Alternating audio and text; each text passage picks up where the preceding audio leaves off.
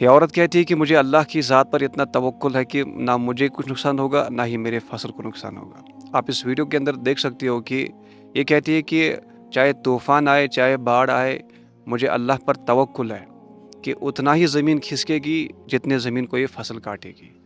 لیکن ہو بہو ایسے ہی ہو رہا ہے، یہ فصل کاٹ رہی ہے، وہی زمین نیچے گر رہی ہے، وہی کھسک رہی ہے۔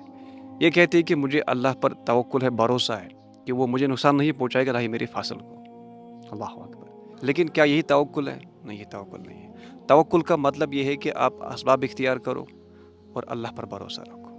توکل کا مطلب یہ نہیں ہے کہ آپ آگ میں کود جاؤ اور پھر یہ کہو کہ اللہ مجھے بچائے گا، مجھے اللہ پر بھروسہ ہے۔ بے شک وہی بچانے والا ہے، لیکن توکل کا مطلب یہ نہیں ہے۔ توکل کا مطلب یہ ہے کہ اس اللہ تعالیٰ نے آپ کو عقل دیا ہے، اس اللہ نے آپ کو دماغ دیا ہے کہ یہ سوچنے کے لیے کہ یہ آگ ہے، یہ جلانے کا کام کرتا ہے، یہ پانی ہے، اس میں ڈوب جاؤ گے۔ اب یہ کہاں کا توکل ہے کہ آپ اپنے آپ کو رزق میں ڈالو، اپنے آپ کو تکلیف ڈالو اور پھر یہ کہو کہ مجھے اللہ پر بھروسہ ہے، مجھے بچائے گا۔ بے شک وہی بچانے والا ہے، لیکن کم از کم اس رب نے آپ کو دماغ دیا ہے، آپ کو بیکار نہیں چھوڑا ہے۔